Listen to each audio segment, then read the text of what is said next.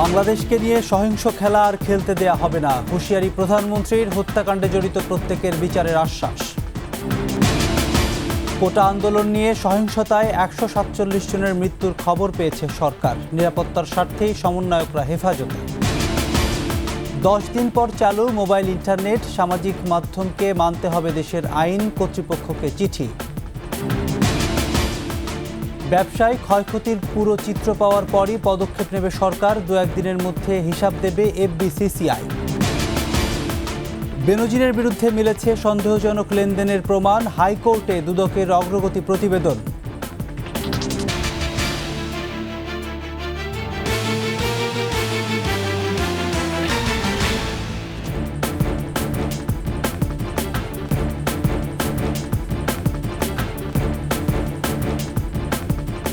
শুনছিলেন first security ইসলামী bank PLC সংবাদ শিরোনাম। আমন্ত্রণ সন্ধ্যা ৭টার ২১ সংবাদে, সাথে আছি আমি প্রণব চক্রবর্তী।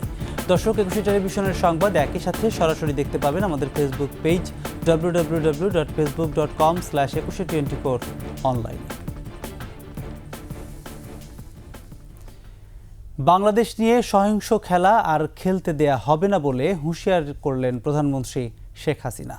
বঙ্গবন্ধু কন্যার স্পষ্ট উচ্চারণ, সাম্প্রতিক সহিংসতা ও হত্যাকাণ্ডে জড়িত প্রত্যেককে খুঁজে বের করে শাস্তি নিশ্চিত করা হবে। আকবর হোসেন সুমনের রিপোর্ট। কোটা সংস্কার আন্দোলনে সহিংসতায় বেগম রোকেয়া বিশ্ববিদ্যালয়ের শিক্ষার্থী আবু সাইদ সহ দেশের বিভিন্ন স্থানে নিহত ৩৪ জনের পরিবারের সদস্যরা হাজির গণভবনে। স্বজনহারা প্রধানমন্ত্রী শেখ হাসিনা বুকে আগলে নেন সাম্প্রতিক সহিংসতায় প্রিয়জন হারানোদের। শোকার্ত পরিবারের সদস্যদের হাতে আর্থিক সহায়তা হিসেবে পারিবারিক সঞ্চয়পত্র ও নগদ অর্থ তুলে দেন বঙ্গবন্ধু কন্যা। আবেগ আপ্লুত কণ্ঠে আপনজন হারানোর শোকে সমবেদনা জানান প্রধানমন্ত্রী। মানুষ খুন করে সরকার পতন, এটা কবে হয়, কখন হয়? সাধারণ মানুষ কি দোষ করেছে? আমি আসলে আপনাদেরকে আমি কি বলে সান্ত্বনা দেব? আমি একটু বলবো যে আমি আপনাদের মতনই একজন, বাবা মা ভাই হারানো সেই এতিম। কাজে আপনাদের কষ্ট আমি বুঝি, আমি আছি আপনাদের জন্য, আপনাদের পাশে। হত্যাকাণ্ডে জড়িত প্রত্যেকের শাস্তি নিশ্চিতের আশ্বাস দেন সরকার প্রধান। যারা এই খুনের সঙ্গে জড়িত খুঁজে খুঁজে বের করে তারা অবশ্যই যেন শাস্তি পায়, সেটাই আমার প্রচেষ্টা থাকবে, সেটাই আমি করবো। আপনাদেরও সাহায্য চাই, কারণ আপনাদের কাছেও সাহায্য, যদি আপনারা কিছু জানেন চেনে আমাদের জানাবেন। এইভাবে বারবার বাংলাদেশটাকে নিয়ে খেলা, এটা আর হতে দেওয়া যায় না। বর্বরতার বিচারের জন্য ধৈর্য ধরারও তাগিদ দেন প্রধানমন্ত্রী। মানুষ মেরে লাশ ঝুলিয়ে রাখার মতো এই বর্বরতা, জানোয়ারের মতো ব্যবহার, এটা কি কেউ করতে পারে? যারা এগুলির সাথে জড়িত অবশ্যই তাদের বিচার হবে। আকবর হোসেন সুমন, ২১ টেলিভিশন, ঢাকা। কোটা সংস্কারের দাবিতে আন্দোলন ঘিরে সহিংসতায় এখন পর্যন্ত ১৪৭ জন মারা গেছেন বলে খবর পেয়েছে সরকার। সচিবালয়ে সংবাদ সম্মেলনে স্বরাষ্ট্রমন্ত্রী আসাদুজ্জামান খান জানান, মারা যাওয়া ব্যক্তিদের মধ্যে ছাত্র, পুলিশ সদস্য সহ বিভিন্ন পেশার মানুষ রয়েছেন। মফিউর রহমানের রিপোর্ট। সরকারি চাকরিতে কোটা সংস্কারের দাবিতে আন্দোলন শুরু করেছিল শিক্ষার্থীরা। প্রথম দিকে এই আন্দোলন শান্তিপূর্ণ হলেও পরে বিএনপি জামাত সহ বিভিন্ন স্বার্থান্বেষী মহল এতে অনুপ্রবেশ করলে সৃষ্টি হয় সহিংস পরিস্থিতি। রাজধানী সহ দেশের বিভিন্ন স্থানে মারা যায় অনেক মানুষ। জ্বালাও পোড়াও ও ধ্বংসযজ্ঞ চালানো হয় বিটিভি ভবন, মেট্রো রেল সহ রাষ্ট্রীয় বিভিন্ন স্থাপনায়।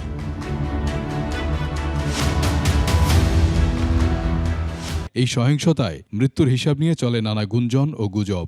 তাই এই বিষয় পরিষ্কার করতে সচিবালয়ে সংবাদ সম্মেলন করেন স্বরাষ্ট্রমন্ত্রী।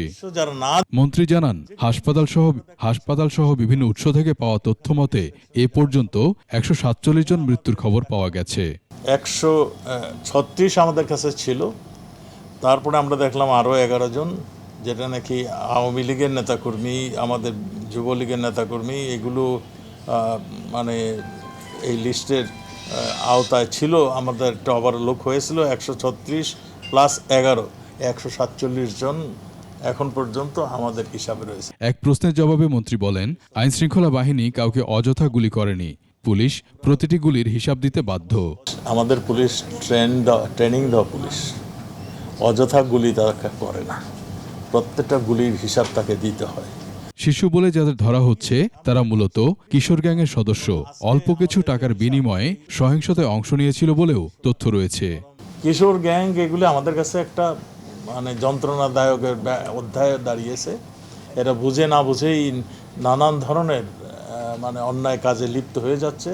আপনারা নিজেরাও জানেন এরাও এখানে সম্পৃক্ত কিছু কিছু হয়েছিল।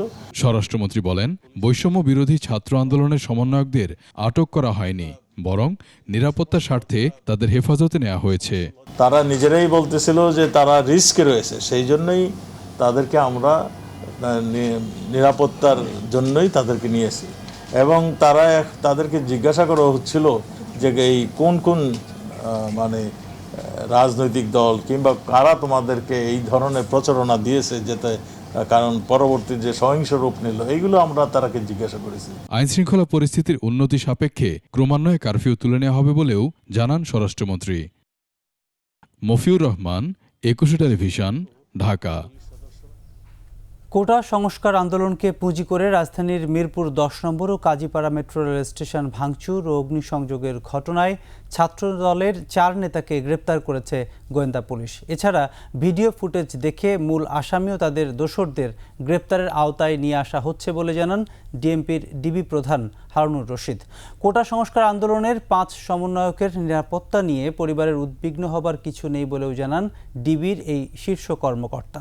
মোহাম্মদ কবিরের রিপোর্ট। কোটা আন্দোলনকে কেন্দ্র করে গেল 19 জুলাই রাজধানীর মিরপুর 10 ও কাজীপাড়ার মেট্রো স্টেশনে তাণ্ডব চালায় নাশকতাকারীরা। সেদিনের ঘটনার ভিডিও ফুটেজ পর্যালোচনা করে সহিংসতাকারীদের মধ্যে প্রত্যক্ষভাবে জড়িত ছাত্রদলের কেন্দ্রীয় কমিটির যুগ্ম সম্পাদক আবু হান্নান তালুকদার, ঢাকা বিশ্ববিদ্যালয়ের ছাত্রদল নেতা ইমাম আল নাসের, বজলুর রহমান ও বেসরকারি বিশ্ববিদ্যালয়ের ছাত্রদল নেতা ফেরদৌসকে গ্রেপ্তার করে ডিবি পুলিশ। পূর্ব পরিকল্পনা অনুযায়ী উন্নয়ন কর্মকাণ্ডে নাশকতা চালিয়েছে তারা, এমনটা জানিয়েছেন অতিরিক্ত কমিশনার হারুনুর রশিদ। কপিয়ে, কাউকে ঝুলিয়ে, কাউকে টেনে হিস্টে এই যে হত্যাকাণ্ডটি সংঘটিত করেছে, আমরা মনে করি তারা বাংলাদেশের উন্নয়নের পক্ষে কোনো লোক না।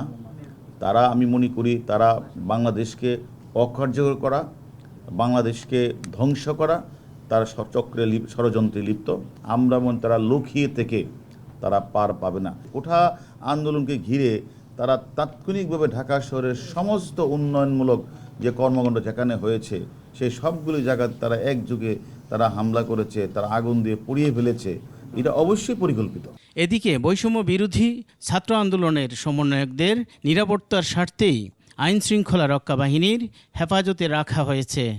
যাদেরকে নিরাপত্তার স্বার্থে আমরা নিয়ে এসেছি, সেফটি এবং সিকিউরিটির স্বার্থে, তার পরিবারের কাছে অনুরোধ করব, দুশ্চিন্তা করার মতো কিছু নেই। আমরা মনে করি তাদের সেফটি সিকিউরিটি আমরা দেখছি এবং তার পরিবার যেন নিশ্চিন্ত থাকে সেটা আমরা তাদেরকে আশ্বস্ত করতে চাই। তারা যেন এই নিয়ে কোনো চিন্তা না করে। অপরাধ তদন্তের পাশাপাশি কেউ নিরাপত্তাহীনতায় থাকলে তাদের দায়িত্ব আইনশৃঙ্খলা বাহিনীর বলেও জানিয়েছে ডিবি পুলিশ। কেউ যদি নিরাপত্তাহীনতায় ভুগে। মোহাম্মদ কবির, 21 টেলিভিশন, ঢাকা। 10 দিন বন্ধ থাকার পর অবশেষে চালু হয়েছে মোবাইল ইন্টারনেট সেবা। এর আগে অপারেটরদের সাথে মোবাইল ডাটা চালুর বিষয়ে বৈঠক করেন আইসিটি প্রতিমন্ত্রী জুনায়েদ আহমেদ পলক। এছাড়া দেশের সংবিধান ও আইন মেনে কার্যক্রম চালাতে সামাজিক যোগাযোগের প্ল্যাটফর্মগুলোকে 31 জুলাই ঢাকায় এসে ব্যাখ্যা দিতে চিঠি দেওয়ার কথাও জানান প্রতিমন্ত্রী। শিউলি শবনমের প্রতিবেদন। সরকারি চাকরিতে কোটা সংস্কার আন্দোলন ঘিরে বিভিন্ন সহিংসতা ও নাশকতার ঘটনায় টানা 10 দিন বন্ধ থাকার পর অবশেষে সারা দেশে চালু হয়েছে মোবাইলের 4G ইন্টারনেট সেবা। রোববার বিকেল 3টা থেকে গ্রাহকরা তাদের মোবাইল ফোনে ইন্টারনেট ব্যবহার করতে পারছেন। সংযোগ চালুর পর প্রত্যেক গ্রাহককে 3 দিনের জন্য দেয়া হয় 5 GB বোনাস ডাটা। এর আগে রোববার সকালে মোবাইলের 4 অপারেটর ছাড়াও বিকাশ, রকেট, নগদ, উপায়সহ সংশ্লিষ্ট প্রতিনিধিদের নিয়ে বিটিআরসিতে বৈঠক করেন আইসিটি প্রতিমন্ত্রী জুনায়েদ আহমেদ পলক। বৈঠক শেষে সারা দেশে মোবাইলের 4G নেটওয়ার্ক সেবা চালুর সিদ্ধান্তের কথা জানান যার হয়তো 200 MBPS ছিল সেও পাবে 5GB, আবার যার হয়তো 5GB 7 ডে ছিল প্যাকেজ সেও 3 দিনের জন্য তারা 5GB বোনাস পাবে। সাম্প্রতিক সহিংসতা ঘিরে ফেসবুকে বেশ কিছু ভুল তথ্য ও ভিডিও ছড়ানোর ফলে আরও কিছু মৃত্যুর ঘটনা ঘটেছে, যা ফেসবুক কর্তৃপক্ষ এড়াতে পারে না দাবি করে প্রতিমন্ত্রী বলেন, সামাজিক যোগাযোগ মাধ্যমের প্ল্যাটফর্মগুলোকে চিঠি দেওয়া হয়েছে। তারা দায়িত্বশীল আচরণ করতে পারলে বাংলাদেশে তাদের কার্যক্রম চালাতে পারবে। এই ফেসবুকের গুজব মিথ্যা তথ্য ছড়িয়ে যখন উস্কানি দেওয়া হয় তার বেশ কয়েক ঘন্টা পর আরও 5 জনের মৃত্যু হয়। এই মৃত্যুর দায় কি ফেসবুক এড়াতে পারে? এই সকল উত্তর দেওয়ার জন্য আমরা 31 জুলাই আমরা এই সোশ্যাল মিডিয়া প্ল্যাটফর্মগুলোকে ঢাকায় এসে বিটিআরসিতে তাদেরকে লিখিত এবং মৌখিকভাবে জবাব এবং ব্যাখ্যা দেওয়ার জন্য আমরা অনুরোধ করেছি। সর্বসাধারণের জন্য এই কয়দিন ব্রডব্যান্ড ইন্টারনেট ও মোবাইল ডাটা বন্ধ থাকলেও বাংলাদেশ বিশ্ব থেকে সম্পূর্ণ বিচ্ছিন্ন ছিল না। বেশি সময় সম্পূর্ণ ইন্টারনেট বন্ধের 200 দেশের তালিকার টপ 10-এও নেই বাংলাদেশের নাম, দাবি প্রতিমন্ত্রীর। টপ 10-এও বাংলাদেশ নাই। শিউলি শবনম, 21 টেলিভিশন, ঢাকা। কোটা আন্দোলন ও সাম্প্রতিক সংঘাতের সঙ্গে ডক্টর ইউনূস সহ বিবৃতিদাতাদের কোনো সম্পর্ক আছে কিনা তা দেখা দরকার বলে মন্তব্য করেছেন আওয়ামী লীগ সাধারণ সম্পাদক ও সেতুমন্ত্রী ওবায়দুল কাদের। ঢাকা জেলা আওয়ামী লীগ কার্যালয়ে প্রধানমন্ত্রী শেখ হাসিনার নির্দেশে অসহায় পরিবারের মধ্যে খাদ্য সামগ্রী বিতরণ অনুষ্ঠানে যোগ দেন ওবায়দুল কাদের। বিবেকের টানে প্রধানমন্ত্রী আহত ও নিহতদের পরিবারের সঙ্গে দেখা করছেন বলেও জানান সেতুমন্ত্রী। মেট্রো রেল ও এলিভেটেড এক্সপ্রেসওয়ে চালু না থাকায় রাজধানীতে ভয়াবহ যানজট হচ্ছে বলেও মন্তব্য করেন ওবায়দুল কাদের। বিদেশিদের প্রতি আহ্বান জানান ডক্টর। এই ইউনূস আমাদের জাতীয় স্মৃতিসৌধে যায়নি, এই ইউনূস আমাদের শহীদ মিনারে যায় না, এই ইউনূস করোনা জাতীয় কোনো দুর্যোগে এই দেশের মানুষের পাশে ছিল। কোটা আন্দোলন, অগ্নিসন্ত্রাস, সাম্প্রতিক সহিংসতার সাথে এই বিবৃতির সংযোগ আছে কিনা তা ভেবে দেখা দরকার। 2 সপ্তাহ আগেও উত্তরা মতিঝিলের 2.5 থেকে 3 লাখ মানুষ মাত্র 8 ঘন্টায় কর্মস্থলে যেতে পারতেন। স্বস্তির যাত্রা যেন নগরবাসীর কপালে সইল না। স্বপ্নের মেট্রো রেলে দুর্বৃত্তদের হামলায় মেট্রো বন্ধ থাকায় আবারও যানজটে নাকাল রাজধানীবাসী। জনগণের সম্পদ ধ্বংসের চক্রান্তে জড়িতদের বিচার চান মেট্রো রেল যাত্রীরা। মানিক শিকদারের রিপোর্ট। শান্তি স্বস্তির সাথে ঘড়ি কাঁটা ধরে নগরবাসী ছুটে চলতেন ঢাকার উত্তর থেকে দক্ষিণে। মেট্রো রেল চলাচল বন্ধ থাকায় সাধারণ যাত্রীরা পড়েছেন চরম দুর্ভোগে। সময়টা কম লাগতো আগে আসতে, আপনার কমফোর্টেবল ছিল, এখন তো সে কমফোর্ট জোনটা নাই। যেমন আমাকে এখন আসতে হলো 12 নম্বরে রিক্সা করে, আগে ধরুন মেট্রোতে করে গেলাম। আগে যেরকম আমি 10টায় অফিস থাকলে 9:30 বের হলেই আমি পৌঁছাতে পারছিলাম, সেখানে যাইতেছে অলমোস্ট 2 ঘন্টা আগে আমাকে বের হতে হচ্ছে, তাও আমি টাইম দিয়ে আপনার অফিসে পৌঁছাতে পারছি না। এটা অনেক বড় একটা সমস্যা হয়ে দাঁড়িয়েছে। আর্থিক দিকেও ক্ষতি হয়ে গেছে, সময়ের জন্য টাইম তো কাজ করা যাইতেছে না। এতে করে মানুষের ভোগান্তি অত্যন্ত চরম আকার ধারণ করছে। আমি মনে করি আন্দোলন হোক না হোক একটা হইতেই পারে, মানুষের সাথে মানুষের একটা বৈষম্য অথবা তর্ক বিতর্ক হইতে পারে। জাতীয় সম্পদ, এই ধরনের সম্পদ নষ্ট করাটা ঠিক না। জনকল্যাণে নিয়োজিত গুরুত্বপূর্ণ স্থাপনা ধ্বংসের সাথে জড়িতদের দৃষ্টান্তমূলক শাস্তি দাবি করেছেন যাত্রীরা। এই হামলা হওয়ার কারণে আমাদের তো লস হয়েছে, তাই না? কারণ এটা বন্ধ হয়ে গেছে, এখন আমরা চলাচল করতে পারতেছি না। আমরা এই যে বাসে যাতায়াত করতেছি, তো এখন এই যে জামে বসে রয়েছি, তাই না? আমাদেরই তো ক্ষতি হয়েছে, যারা হামলা করছে তাদের তো কিছু না। না, স্টুডেন্টরা তো এটা সমর্থন করবে না।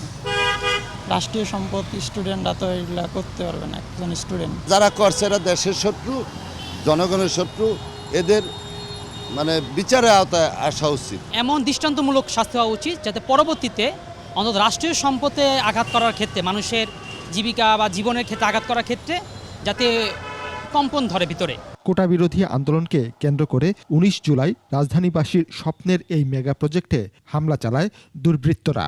রাজধানীবাসীকে যে স্বস্তি এনে দিয়েছিল মেট্রো রেল, সেই মেট্রো রেলের উপর হামলা হয়েছে। স্টেশনের প্রত্যেকটা স্থানেই একটা ক্ষতের চিহ্ন বয়ে বেড়াচ্ছে মেট্রো রেল। এই যে মেট্রো রেলের যে পরিস্থিতি, সেটা আসলে কোনোভাবেই মানার নয়, সেটাই বলছেন মেট্রো রেলের কর্মকর্তারা, কর্মচারীরা এবং সাধারণ যারা যাত্রী আছে, সর্বোপরি যারা রাজধানীবাসী আছে, যারা এতদিন এই মেট্রো রেলের সুবিধা ভোগ করেছেন, তারা আসলে কেউই এই ধ্বংসযজ্ঞ মেনে নিতে পারছেন না।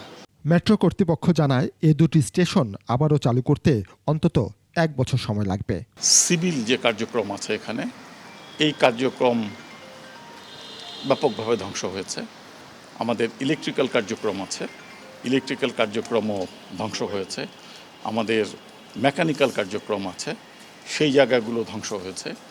আমাদের সিগন্যালিং কার্যক্রম আছে, সেখানেও ধ্বংস হয়েছে। যাত্রীরা অধীর অপেক্ষায় আছেন কবে আবার চালু হবে স্বপ্নের মেট্রো রেল। মানিক শিকদার, 21 টেলিভিশন, ঢাকা।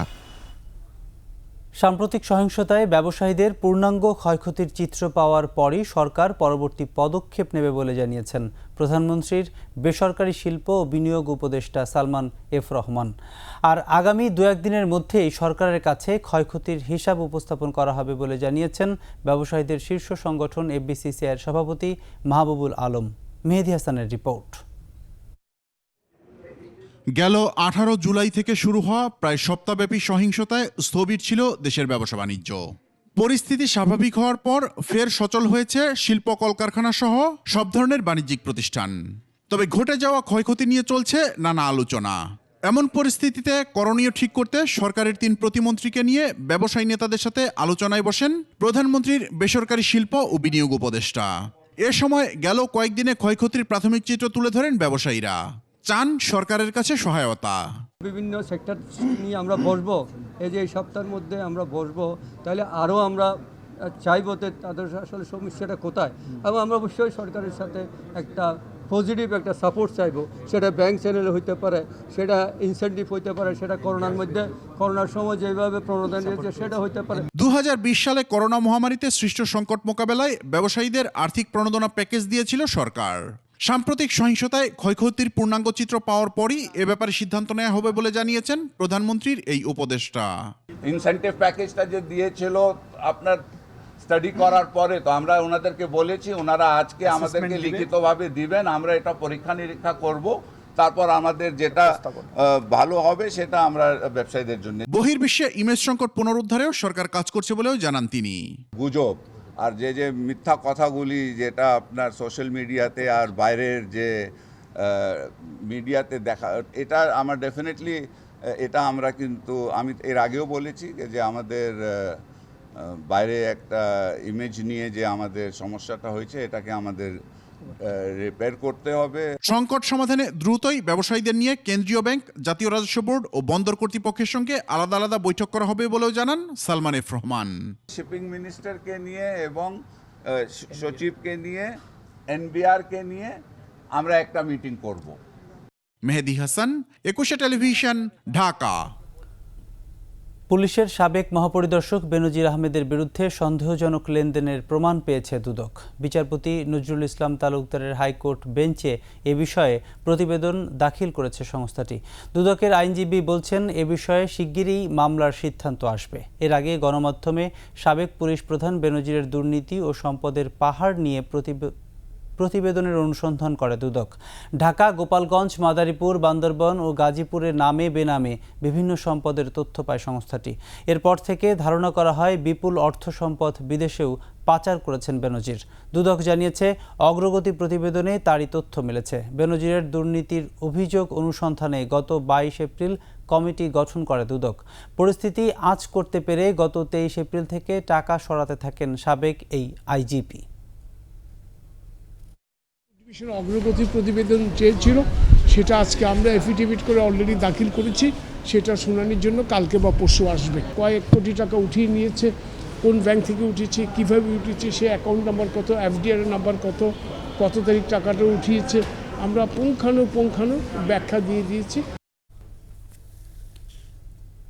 কোটা সংস্কার আন্দোলনে সহিংসতায় প্রাণী সম্পদ খাতে এ পর্যন্ত 5 কোটি টাকার বেশি ক্ষতি হয়েছে বলে জানিয়েছেন মৎস্য প্রাণী সম্পদ মন্ত্রী মোহাম্মদ আব্দুর রহমান। দুপুরে সচিবালয়ে সংবাদ সম্মেলনে মন্ত্রী আরও বলেন, সাভার ও রংপুরের প্রাণী সম্পদ অফিসে ভাঙচুর চালিয়েছে দুর্বৃত্তরা। এতে এসব অফিসের ব্যাপক ক্ষয়ক্ষতি হয়েছে। নাশকতার এসব ঘটনায় মামলা করলে পুলিশ এ পর্যন্ত 14 জনকে গ্রেপ্তার করেছে। এর মধ্যে 4 জনের কাছে প্রাণী সম্পদ অফিসের মালামাল পাওয়া গেছে বলেও জানান মন্ত্রী।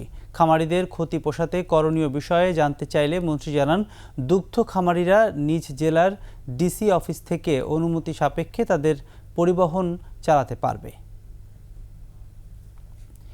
এদিকে কোটা আন্দোলন ঘিরে সহিংসতায় তৈরি পোশাক খাতের ক্ষতি কিছুটা পোষাতে সর্বোচ্চ 7 দিনের অবচয় খরচ ভর্তুকি হিসেবে দেয়া হবে বলে জানিয়েছেন নৌপরিবহন প্রতিমন্ত্রী খালিদ মাহমুদ চৌধুরী। সচিবালয়ে তৈরি পোশাক মালিকদের সংগঠন বিজিএমএ নেতাদের সাথে বৈঠক শেষে প্রতিমন্ত্রী বলেন, সারা দেশে ইন্টারনেট সংযোগ বিঘ্নিত হওয়ায় কাস্টমসের সমস্ত কার্যক্রম বন্ধ ছিল।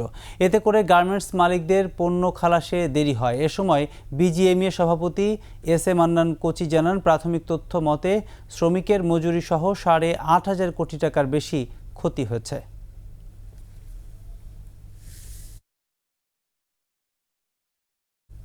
কোটা বিরোধী আন্দোলনকে পুঁজি করে বিএনপি জামাতের নেতাকর্মী ও তাদের ভাড়াটে সন্ত্রাসীদের সহিংসতায় গাজীপুরে 100 কোটি টাকার বেশি সরকারি সম্পত্তি ধ্বংস হয়েছে। নাশকতাকারীদের দেয়া আগুনে পড়েছে বিআরটি প্রকল্প, সড়ক ভবন, পুলিশ বক্স, সিটি কর্পোরেশনের আঞ্চলিক কার্যালয় ও ডেস্কো কার্যালয় সহ অনেক স্থাপনা। দুষ্কৃতিকারীদের খুঁজে বের করা হচ্ছে বলে জানিয়েছে পুলিশ। গাজীপুর প্রতিনিধি অপূর্ব রায়ের তথ্যচিত্রে ডেস্ক রিপোর্ট।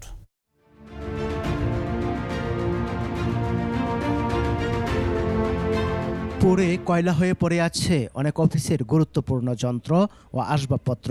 এই ধ্বংসযজ্ঞ সাক্ষ্য দেয় এখানে দাবি আদায়ের কোনো আন্দোলন হয়নি, বরং পরিকল্পিত নাশকতা চালানো হয়েছে বর্বরোচিত কায়দায়। বাস র্যাপিড ট্রানজিট বিআরটি প্রকল্পের 25টি স্টেশনের 31টি অ্যাক্সিলেটর পুড়েছে। ক্ষতিগ্রস্ত হয়েছে এলিভেটেড এক্সপ্রেসওয়েও। রেহাই পায়নি সড়ক ভবনে মেরামতের জন্য রাখা যানবাহনগুলো। 25টা স্টেশন, তার ভিতরে আমার অধিকাংশ জায়গায় এসকেলেটর নষ্ট হয়েছে। তো আমাদের মোট 31টা এসকেলেটর নষ্ট হয়েছে, বিবি অংশের 6টা আর রোডসের অংশের 25টা। এটা আমাদের সবচেয়ে বড় ক্ষতি এবং এটার পরিমাণ আমরা ধরেছি যে 50 থেকে 60 কোটি টাকার উপরে যাবে, এটা আমাদের প্রাথমিক হিসাবে, কিন্তু এটি চলমান আছে, আরও বাড়তে পারে। বিভিন্ন স্টেশনের ধরেন শাটার যেগুলি লাগানো ছিল স্টিলের, সেগুলো কিছু ভেঙে ফেলেছে, পুড়িয়ে ফেলেছে এবং বেশ কিছু জায়গায় পেভমেন্টের টপ সারফেসে আগুন দেওয়ার ফলে ওইটাও বেশ ক্ষতিগ্রস্ত হয়েছে। হামলা চালানো হয় টঙ্গীতে ডেস্কোর কার্যালয়েও। অফিস ভবনের কন্ট্রোল সেন্টার, কমপ্লিট সেন্টার ও সাবস্টেশনের বিভিন্ন আসবাবপত্র ও সামগ্রী ভাঙচুর করা হয়। ক্ষতির পরিমাণ 6 কোটি টাকার উপরে। লোকাল স্টোর থেকে 11টি মোটরসাইকেল সহ লোকাল স্টোরের মূল্যবান মালামাল তারা লুটতরাজ করে নিয়ে যায় এবং টঙ্গী পশ্চিম বিও বিভাগের এক অবস্থান সেবা কেন্দ্রের কম্পিউটার সহ প্রিন্টার সহ যাবতীয় মালামাল ভেঙে ফেলে এবং টঙ্গী সেন্ট্রাল বিও বিভাগের কমপ্লেন সেন্টার ভাঙচুর করে। টঙ্গীতে সিটি কর্পোরেশনের আঞ্চলিক কার্যালয়ে হামলা চালিয়ে 22টি গাড়ি পুড়িয়ে দেওয়া হয়। সিটি মেয়র জায়দা খাতুনের বাসভবনেও হামলা ভাঙচুর করা হয়। আন্দোলনের আড়ালে এমন নাশকতাকারীদের বিচারের দাবি সুশীল সমাজের। গাজীপুরে যে সকল সম্পদ বিনষ্ট করেছে, কারা বিনষ্ট করেছে, এটা তথ্য অবশ্যই তদন্তের মাধ্যমে আর বের করা সম্ভব। কাজেই গাজীপুরের যে সকল সন্ত্রাসী কর্মকাণ্ড সম্পন্ন করেছে তাদেরকেও আইনের আওতায় এনে তাদের বিরুদ্ধে আইনানুগ ব্যবস্থা গ্রহণ করা হোক, এটাই হচ্ছে আমাদের সকলের কামনা। দুর্বৃত্তদের ধরতে চেষ্টা চলছে জানিয়ে পুলিশ বলছে, সিসিটিভির ফুটেজ বিশ্লেষণ করে দেখা গেছে এরা বিএনপি জামাতের রাজনীতির সাথে সম্পৃক্ত। আমরা তাদেরকে গ্রেপ্তার করেছি, তাদের অধিকাংশই ভাড়া করা লোক, বিএনপি এবং জামাত ইসলামের বা শিবিরের নেতাকর্মী। তারাও তাদের উদ্দেশ্যই ছিল জ্বালাও পোড়া করে একটা বড় ধরনের ম্যাসাকার তৈরি করা। এমন নৈরাজ্য যারা চালিয়েছে তাদের আইনের আওতায় আনার দাবি গাজীপুরবাসীর। সমার ইসলাম, ডেস্ক রিপোর্ট, 21 টেলিভিশন। কোটা সংস্কার আন্দোলনে ভর করে দেশব্যাপী চলা সহিংসতার আঁচ লেগেছে পর্যটন শিল্পেও। দেশের পর্যটন কেন্দ্রগুলো জনশূন্য। লোকসানের মুখে পড়েছেন এ শিল্পে জড়িতরা। প্রতিনিধিদের তথ্যচিত্রে ডেস্ক রিপোর্ট। প্রাকৃতিক সৌন্দর্যের লীলাভূমি পাহাড়ি কন্যা রাঙামাটি। বর্ষায় আরও অপরূপ হয় পাহাড়ের দৃশ্য। প্রকৃতির এই অপূর্ব সৌন্দর্য দেখতে এই সময়টায় দেশের বিভিন্ন প্রান্ত থেকে পর্যটকরা ছুটে আসেন রাঙামাটিতে। কিন্তু গেল সপ্তাহের কোটা সংস্কার আন্দোলনে ভর করে চলা দুর্বৃত্তদের নাশকতার কারণে ভরা মৌসুমেও পর্যটক শূন্য পর্যটন স্পট ও হোটেল মোটেলগুলো। আমরা এক সপ্তাহে মনে করতেছি প্রায় 3.5 কোটি টাকার মতো আমরা ক্ষতিগ্রস্ত। গাড়ি চলাচল যদি স্বাভাবিক হয়ে যায়, টুরিস্টরা আগের মতো রাঙামাটিতে বেড়াতে আসবে। এতে লোকসানের মুখে পর্যটন শিল্পে জড়িত সংশ্লিষ্টরা। দেশের পরিস্থিতিও খারাপ, তো আমরাও অলসতায় দিন কাটাচ্ছি। বেচা বিক্রি একদমই নাই বললেই চলে। তো আমাদের বোটের ভাড়া হয় নাই, বিশেষ করে আমাদের চালক ভাইরা যেহেতু দিন আনে দিন খায়। সবুজ চা বাগান, প্রাকৃতিক সৌন্দর্য এবং নৈসর্গিক আকর্ষণের এক অনন্য স্থান মৌলভীবাজার। এই সময়টায় পর্যটকদের পদচারণায় মুখর থাকার কথা পর্যটন স্পটগুলোতে।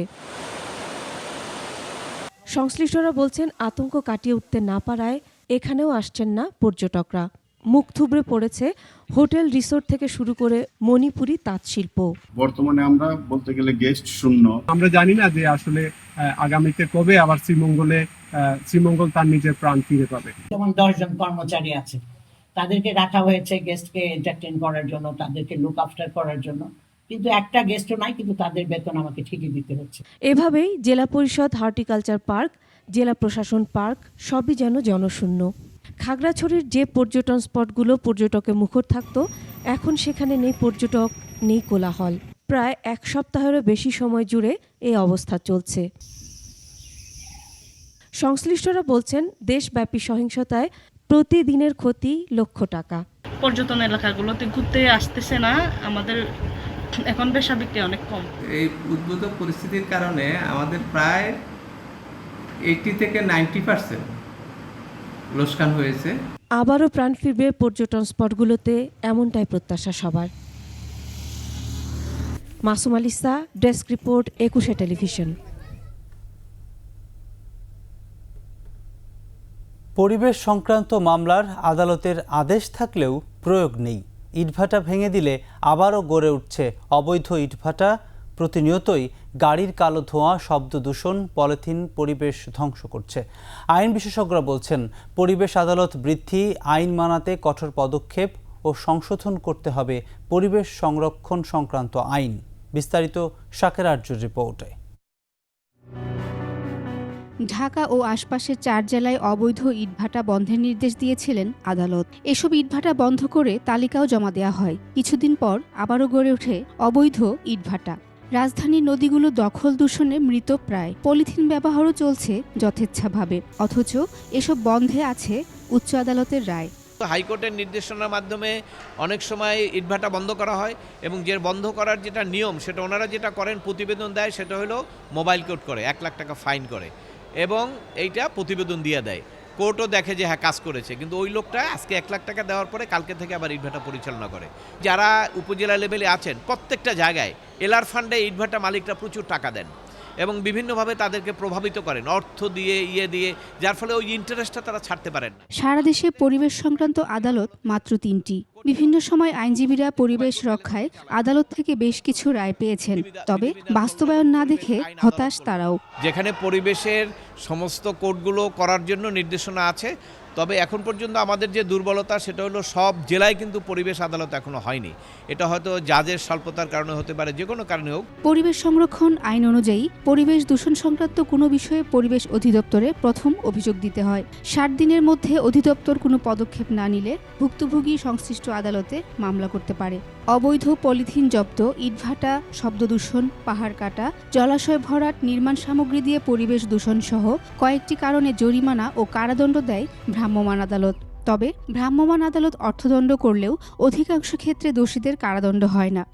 আর পরিবেশ আদালতে যে মামলাগুলো হয় এখন, সেখানে আপনার অধিকাংশ ক্ষেত্রে মোবাইল কোর্ট করার পরে ফাইন করে।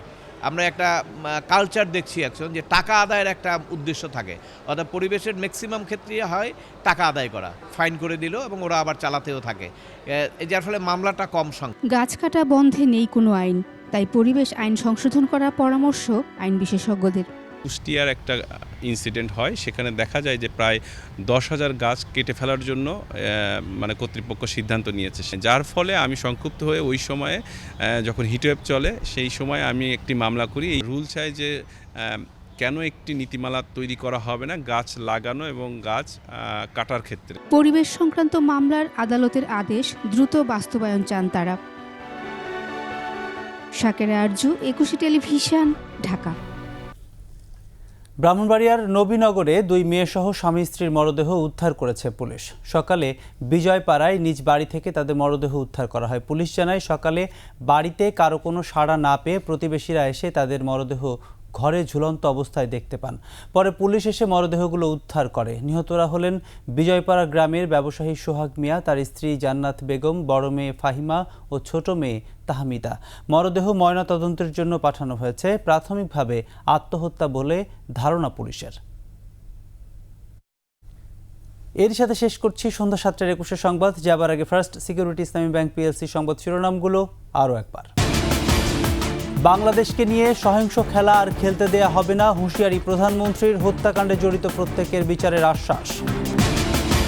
কোটা আন্দোলন নিয়ে সহিংসতায় 147 জনের মৃত্যুর খবর পেয়েছে সরকার। নিরাপত্তার স্বার্থেই সমন্বয়করা হেফাজতে। 10 দিন পর চালু মোবাইল ইন্টারনেট, সামাজিক মাধ্যমকে মানতে হবে দেশের আইন, কর্তৃপক্ষকে চিঠি।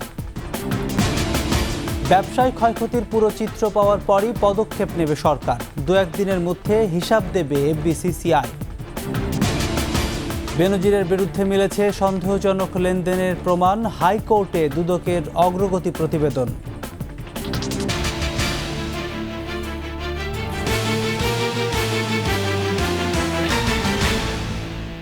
দর্শক, সর্বশেষ সংবাদ জানতে ডায়াল করুন 202 নম্বরে, আর ভিজিট করুন 21-tv.com এই ওয়েবসাইটে। এছাড়া ফেসবুকে ভিজিট করতে পারেন www.facebook.com/2124 অনলাইনে।